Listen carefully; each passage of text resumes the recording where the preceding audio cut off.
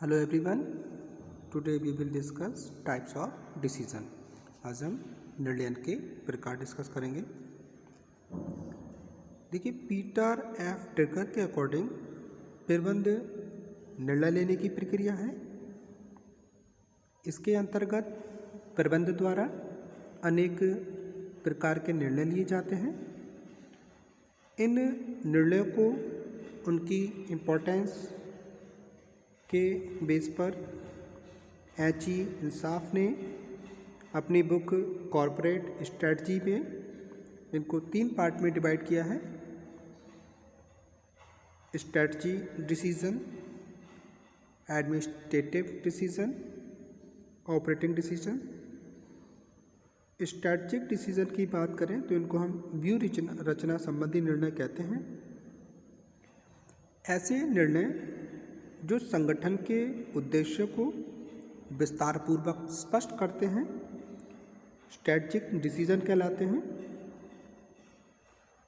ऐसे निर्णयों के माध्यम से व्यावसायिक उपक्रम अपना लक्ष्य स्पष्ट करता है, उपलब्ध अवसरों और बाहरी वातावरण के कारण उत्पन्न वर्तमान सीमाओं या रुकावटों के अनुरूप अपने साधन हैं उनको समायोजित करने का प्रयास करता है तथा अपने उत्पाद के विपणन के क्षेत्र को सीमाबद्ध करता है।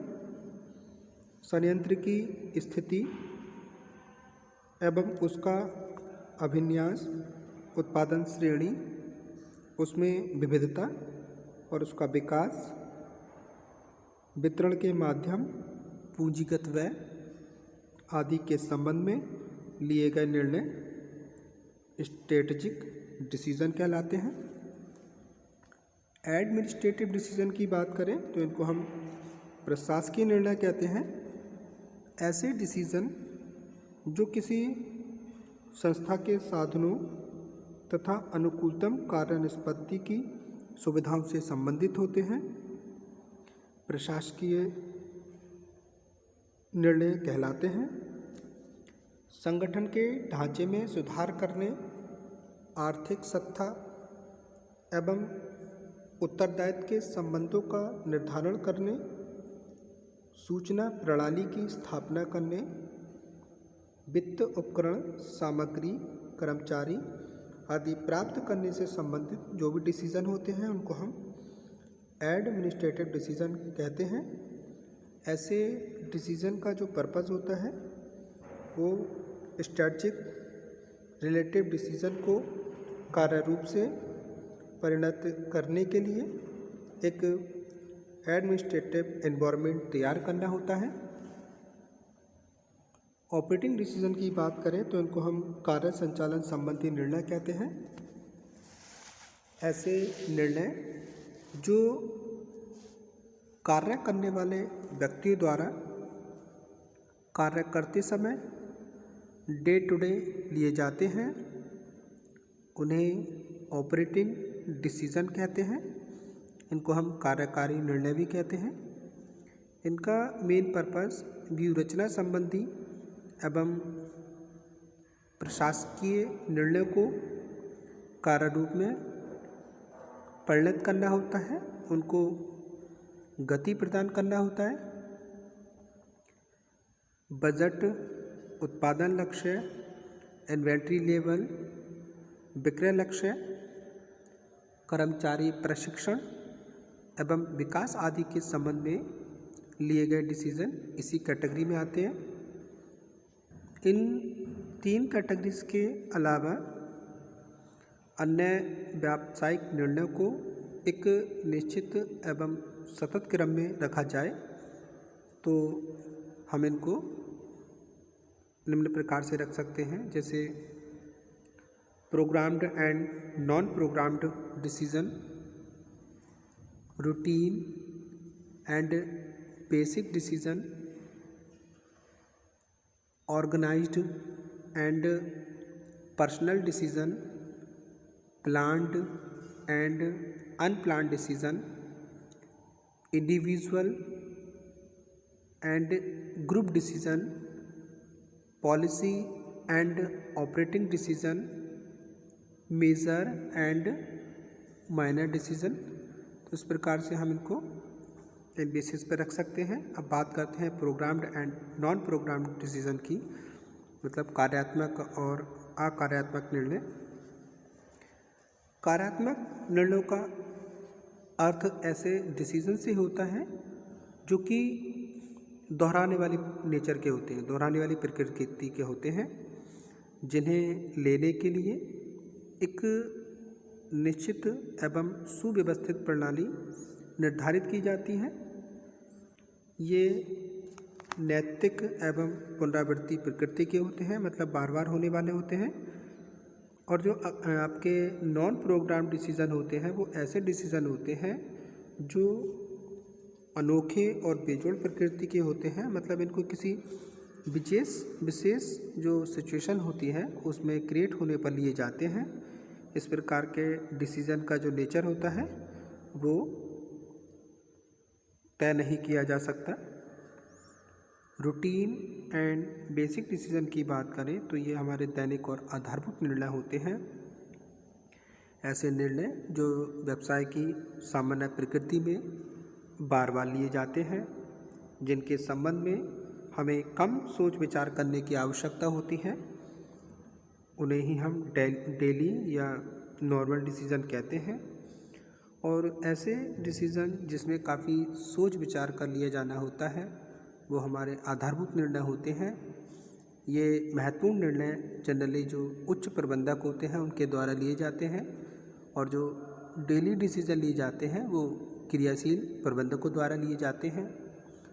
ऑर्गेनाइजेशन एंड पर्सनल डिसीज़न की बात करें तो जब किसी व्यावसायिक संस्था के पदाधिकारियों के रूप में कोई फॉर्मल डिसीज़न लिया जाता है तो वे ऑर्गेनाइजेशन डिसीज़न होते हैं। इन्हीं को हम संगठनात्मक डिसीज़न कहते हैं। इसके अपोजिट जब किसी संस्था के पदाधिकारियों द्वारा अपने विषय में लिए गए डिसीज़न को हम पर्सनल डिसीज़न कहेंगे। अब बात करते हैं प्लान एंड अनप्लान्ड डिसीज़न की, मतलब नियोजित एवं अनियोजित डिसीज़न। नियोजित निर्णय पूर्व निर्धारित होता है, प्री प्लान बेस पर होते हैं। इनके लिए जनरली साइंटिफिक मेथड का यूज़ किया जाता है। और ऐसे डिसीज़न जो किसी स्पेशल सिचुएशन में लिए जाएं या किसी खास मौके पर लिए जाएं और जिनका कोई पहले से बेस फिक्स ना हो तो वो हमारे अनप्लान्ड डिसीज़न होते हैं। इंडिविजुअल एंड ग्रुप डिसीज़न की बात करें तो इंडिविजुअल, चाहे व्यवसाय का आकार जब छोटा होता है तो उस पर एक ही व्यक्ति का कंट्रोल रहता है, तो उस व्यक्ति जो उसका स्वामी है उसके द्वारा जो डिसीजन लिए जाएंगे वो इंडिविजुअल डिसीज़न होंगे। और जब किसी ग्रुप द्वारा, किसी समूह द्वारा जो डिसीज़न लिए जाते हैं वो ग्रुप डिसीज़न होते हैं। बात करते हैं पॉलिसी एंड ऑपरेटिंग डिसीज़न, नीति एवं संचालन संबंधी निर्णय। ऐसे डिसीज़न जो हाईएस्ट मैनेजमेंट द्वारा उपक्रम की नीतियों के संबंध में लिए जाते हैं, जो पूरे उपक्रम को प्रभावित करते हैं, उन्हें हम पॉलिसी रिलेटिव डिसीज़न कहते हैं। संस्था की वित्तीय संरचना, विपणन ढांचा, सूचना प्रणाली आदि प्रशासकीय निर्णय द्वारा निर्गमित की जाती हैं।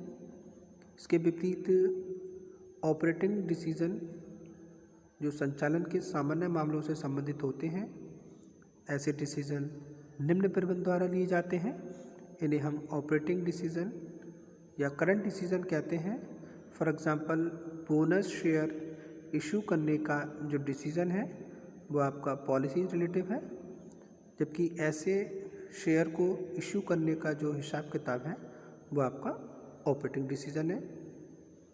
अब बात करते हैं मेजर एंड माइनर डिसीज़न की।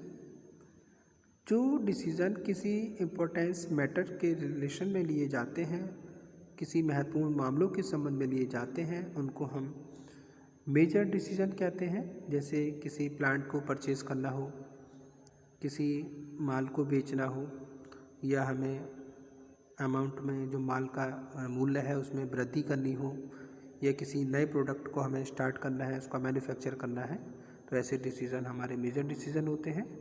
और जब नॉर्मल मैटर के संबंध में डिसीज़न लिए जाते हैं जिनके विषय में हमें कम सोच समझने की आवश्यकता पड़ती है, उनको हम माइनर डिसीज़न कहते हैं। इस प्रकार हम देखें कि निर्णय लेना प्रबंधन का एक महत्वपूर्ण एवं प्राथमिक कार्य है।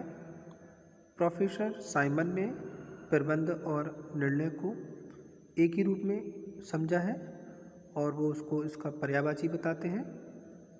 हर बिजनेस में, चाहे बिजनेस का आकार छोटा हो या बड़ा हो, परिस्थितियों, कर्मचारियों और वातावरण में परिवर्तन, आकस्मिक घटनाओं के कारण व्यवसाय को चालू रखने के लिए निर्णय न केवल आवश्यक है बल्कि असेंशियल है। आर डावन ने यहाँ तक लिखा है कि प्रबंधन का जो जीवन है, प्रबंधन का जो सतत जीवन है वो एक निर्णय लेने की प्रक्रिया है। हर प्रबंधक को अपना कार्य, चाहे वह नियोजन से संबंधित हो, संगठन से संबंधित हो, अभिप्रेरणा से संबंधित हो, नियंत्रण से संबंधित हो, इसको पूरा करने के लिए डिसीजन लेना ही पड़ता है। बिना डिसीजन के वह अपने किसी भी कार्य को पूरा नहीं कर सकते। निर्णय के अभाव में प्रबंधन के आधारभूत कार्यों का निष्पादन नहीं किया जा सकता।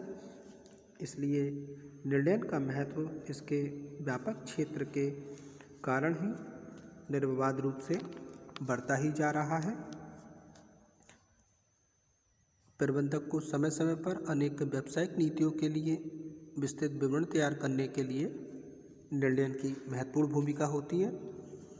व्यावसायिक संस्था में प्रबंधन द्वारा लिए गए निर्णय ही उसकी योग्यता, कार्यक्षमता को मापते हैं। निर्णय को प्रबंधन के क्षेत्र में इसलिए बहुत महत्व दिया जाता है। कुछ परिस्थितियों में लक्ष्य दिया जा सकता है, प्रबंधक को उसे प्राप्त करने के लिए सबसे साधन के विषय में निर्णय करना होता है। अन्य परिस्थितियों में विचार, विनिमय और विश्लेषण करने की क्रमागत प्रक्रिया द्वारा लक्ष्य के संबंध में भी निर्णय लेना होता है। प्रत्येक उपक्रम की स्थापना किसी विशेष उद्देश्य की पूर्ति के लिए होती है, तो इन उद्देश्यों की पूर्ति के लिए आवश्यक है कि निर्णय ऐसे लिए जाएं जो संस्था से संबंधित, जो सुगमता से उद्देश्यों को प्राप्त कर सकें। प्रबंधक के द्वारा जो भी कार्य संपन्न किए जाते हैं वह सभी निर्णय द्वारा ही लिए जाते हैं। इसलिए पीटर एफ ड्रकर ने कहा है कि प्रबंधन जो भी काम करता है वो निर्णय के द्वारा करता है। निर्णय का क्षेत्र प्रबंधन के क्षेत्र की तरह सर्वव्यापी है, सार्वभौमिक है। ये दोनों क्षेत्रों में समान रूप से अप्लाई होता है। आज के युग में जो भी टेक्निक चेंजेस हो रहे हैं उसमें प्रबंधन का निर्णय का महत्वपूर्ण स्थान है। इन्हीं परिवर्तनों को एक्टिव रखने के लिए, इन्हीं के अकॉर्डिंग अपनी पॉलिसीज़ बनाने के लिए प्रबंधकों को अनेक डिसीजन लेने होते हैं। आज की वीडियो के लिए इतना ही। Thank you very much students.